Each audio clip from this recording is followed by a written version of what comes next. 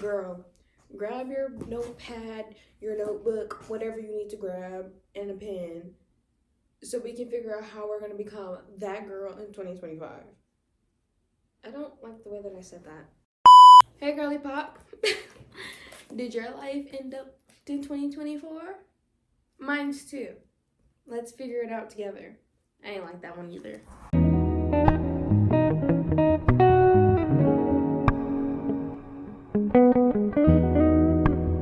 We're becoming that girl in 2025. And we're leaving behind anybody who doesn't serve us. We're leaving behind any situation that doesn't serve us because it's just holding us back. So let's get right into it then. I do want to start off by saying 2024 was a really bad year. I can count on my singular hand how many good things happened to me in 2024 versus the bad things. The bad things outweighed the good things completely in 2024. But I also realized that that was my fault. I take accountability, but I'm not going to hold it against myself because I got to move on with my life. I got to become that girl in 2025. I'm sorry, but I'm just not staying in the same place that I was last year. I'm not going to repeat the same things that kept me here. I'm not going to do the same things that kept me here. I can't because it's not working out for me, obviously. Don't get caught doing the same shit you were doing last year. Consistency is basically practice. You keep doing it. You keep doing it. You keep doing it. You keep pushing. You keep pushing. You keep pushing. So if you don't push anymore, why would the apps push your stuff out? And this is mostly for content creators right now. But if you're not consistent with what you're posting or with whatever you want to do, your journey in life, why would other things start being consistent? That doesn't even make sense. You have to be the main one following this consistent routine because once you do, other things start to get in line, right? That's just how it works. At one point when I first started my channel, I was consistent and I was gaining a lot of attention, but then I slowed down because I wasn't gaining subscribers. I was just gaining attention. I was just getting the views, but none of the subscribers. So I kept slowing down and slowing down and slowing down until I just told myself this is not working and I stopped. And then I stopped and then I was like, yeah, but it's still something I want to do. So every now and then I will put something out because I'm still reaching for it. I still want it. I still want to grasp it. But at the same time, it's just not working for me. So I'm going to leave it there.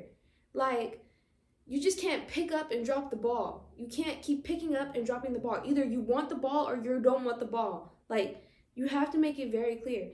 And for YouTube, I want that ball. I've always said it. Like, I just want to be one of those girls. I want to be a YouTube girly so bad. Like, I want to do this. I want to do that. I want to see what YouTube opens doors for me and all this other stuff. But I never just picked up the ball and held the ball. I kept dropping the ball. So, like, just be consistent. Like, especially if you're going to start your journey, your social media journey, or whatever journey you want. If you're going to start that in 2025, be consistent. No matter how hard it is, no matter, like, if you keep in your brain, you keep telling yourself that it's not working, other people are trying to get to you, whatever the case may be, do not stop. That was my problem. I kept stopping. Don't stop. Keep going. Keep going. That's all you have to do is keep going. Because it's so crazy that you being consistent on social media for 6 months, 8 months, a year, no, it doesn't even matter. You being consistent, posting every day, posting every week, whatever you need to do to get up there, it will change so much. It may not be what you want it to be because for some people, it takes years. For some people, it takes years for them to even get to any place that they want to go to, right? But if you've been consistent from jump, it's so much easier. I don't know how to explain this, but like, when you first start on like YouTube or when you first start on a channel, the algorithm of whatever app that you're trying to use is trying to see how many people like your stuff. It's trying to see how many people will view your stuff, right? So it pushes it out to like a lot of people. And then depending on how many people like it and how many people relate to what you're saying, it'll keep pushing you out, right? So basically what you need to do, right, in the beginning is stay the most consistent. It may not, sometimes you may drop. It may drop. But in the beginning, that's when you need to stay the most consistent. Even when it gets hard. It gets hard. Don't think that I'm saying this like it's going to be easy if you stay consistent in the beginning. No. It's going to be hard in the beginning. And sometimes your content may not even get over 400 views, but that's okay. Because imagine 300 people looking at your video and just being like, that's 300 people that saw your face. That's 200 people that saw your face, 100 people that saw your face, 50, 80, it doesn't even matter. Those views, that's like those views, those likes, that's how many people are saying, oh yeah, I low-key vibe with you. Think of one like as one compliment, right? So don't like put yourself down before you even get started.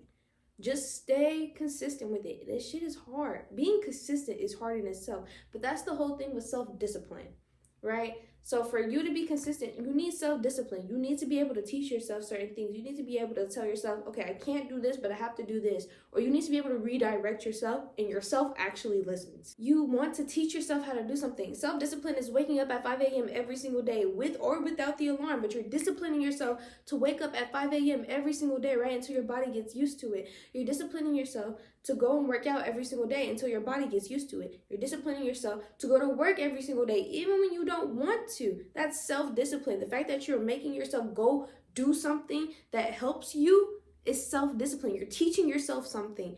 And a lot of people don't have self-discipline. I know because I lack self-discipline. In 2025, let's try to have some type of goals, okay? Like, I understand that a lot of people these days, like, we have goals and whatnot, and then when we don't hit them, we become depressed, which I get it, okay? I get it. Like, when something doesn't happen for you, you immediately think, what's wrong with me? You think the universe is attacking you. You think God's attacking you. You're like, oh my God, no. Like, why didn't it happen for me? And then you just want to sit in your sorrows and wait for it to be handed to you. When have you ever met somebody, or when have you ever seen someone who has made it big just sit there and let it be handed to them? Unless they're like a Nepo baby, but we ain't even talking about that. We're talking about regular people here that have made it out of the trenches themselves. When have you ever just seen it get handed to them? It's not.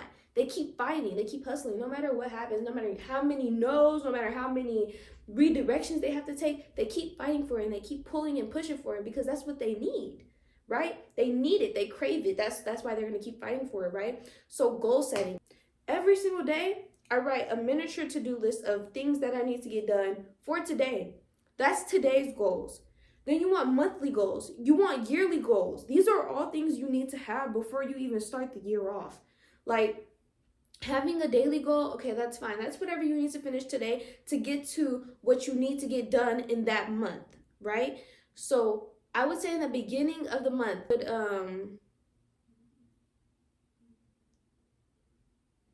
hold on.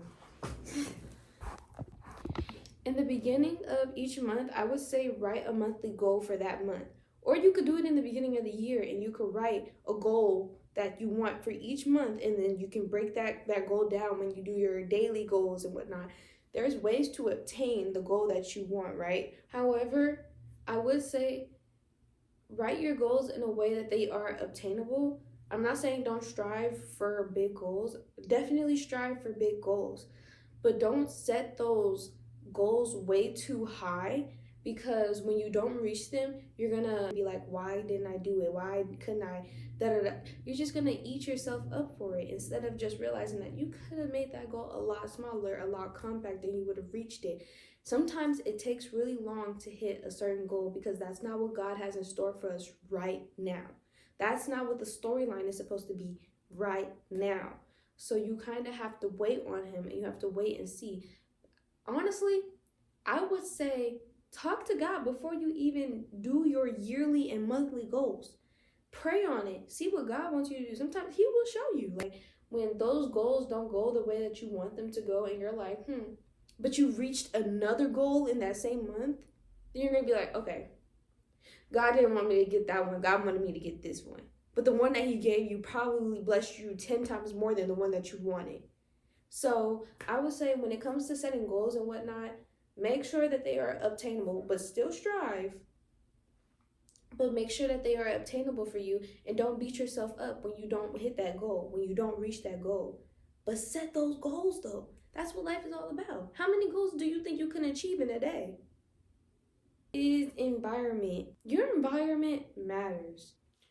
We're taking people and we're taking situations into 2025 that benefit us. If it doesn't benefit you, why are you holding on to it?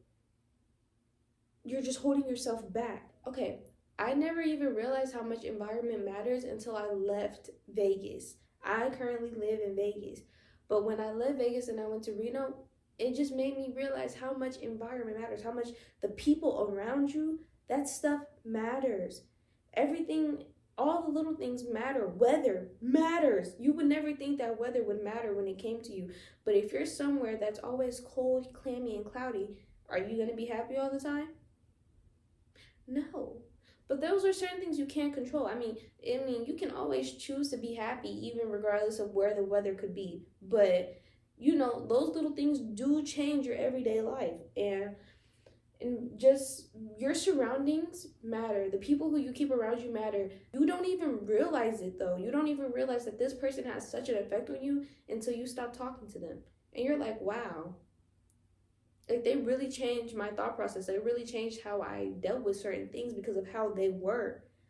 When you realize that you're around somebody who's always negative, they're always depressed, they're always this, they're always that, and then now you're always depressed, now you're always having anxiety filled days, now you're always this, you're always that, and you're spreading it off to other people because you've been around somebody who spread it off to you, and you don't know how to control it and contain it. So you trying to help them and trying to fix them and whatever the case may be, and you can't. You can't help somebody who doesn't want to be helped. You can't fix somebody who doesn't want to be fixed.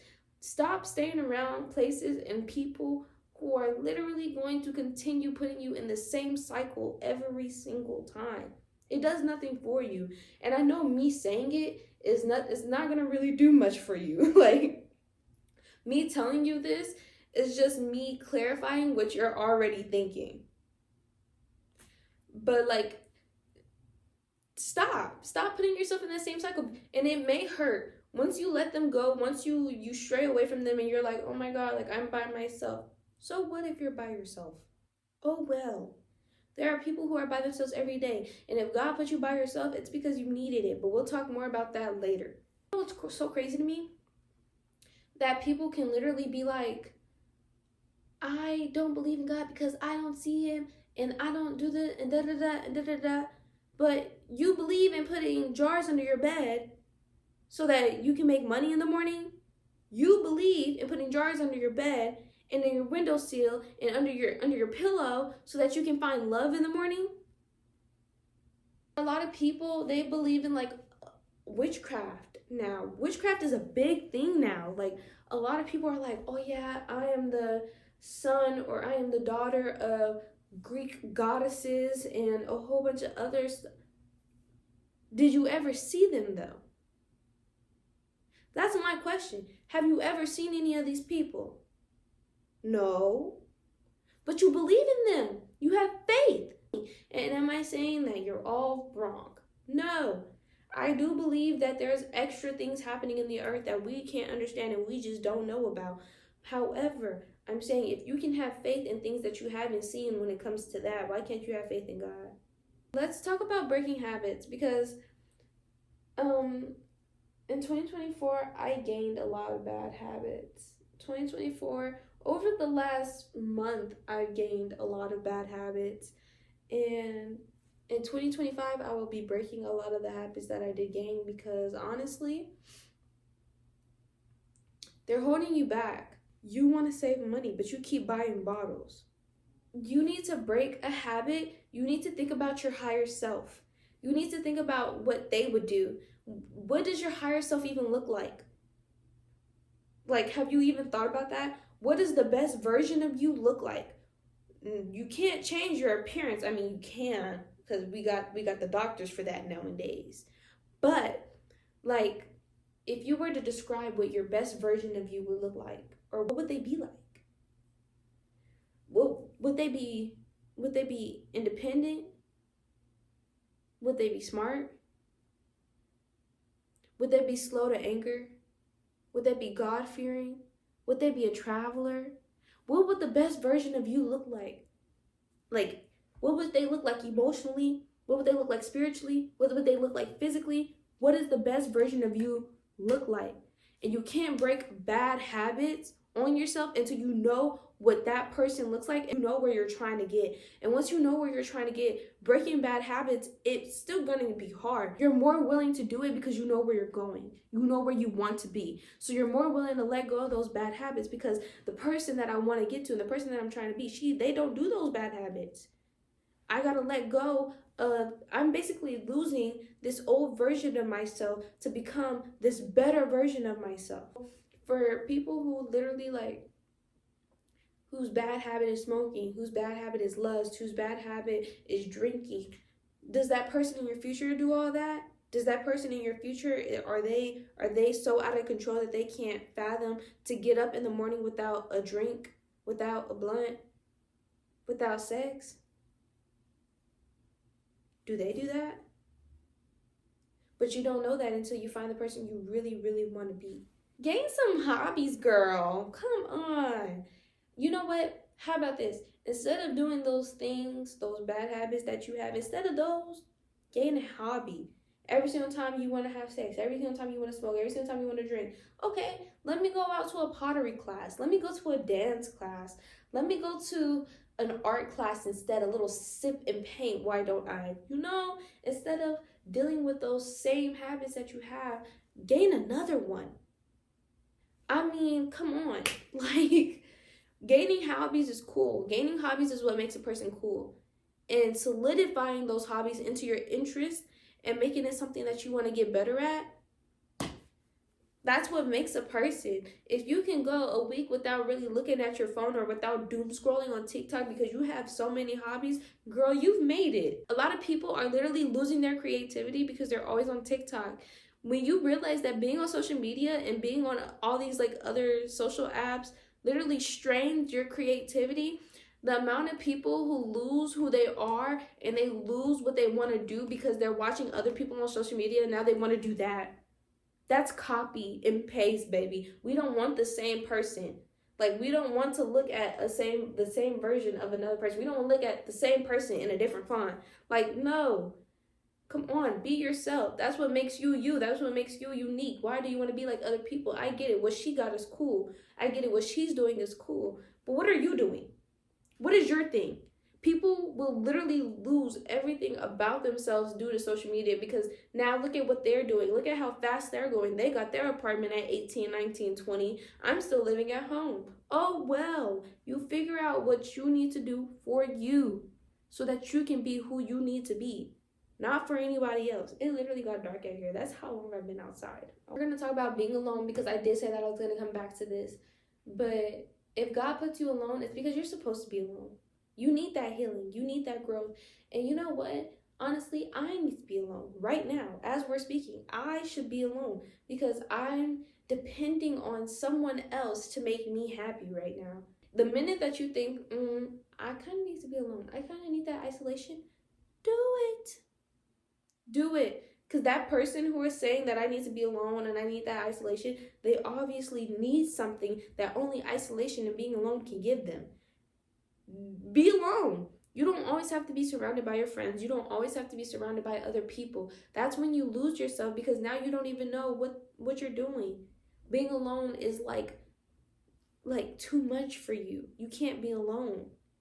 You need to learn how to be alone. Because then you start depending on other people. You just start depending on other people to be there with you all the time. Like, you need to learn how to be by yourself, or you're going to always want that person around at all times. And I'm not saying that, like, it's bad that you want that person around, because that's not the case. It's okay to miss somebody. It's okay to want them around. But when you want them around all the time, you realize that you're starting to build a dependent relationship. And a dependent relationship is not something you want, because then you can't even live life how you're supposed to live life without them on your mind, or without, like, thinking about what they're doing. What about them? What about this? What about that? They are always in that equation because you've built that dependent life factor with them. Like, they are always in the equation because you're like, oh my God, what about them? What about them? What about you? What about you? It is okay to do things alone. It is okay to build new connections with people. It is okay to figure out things without that person around. It's fine. Be by yourself. You need it.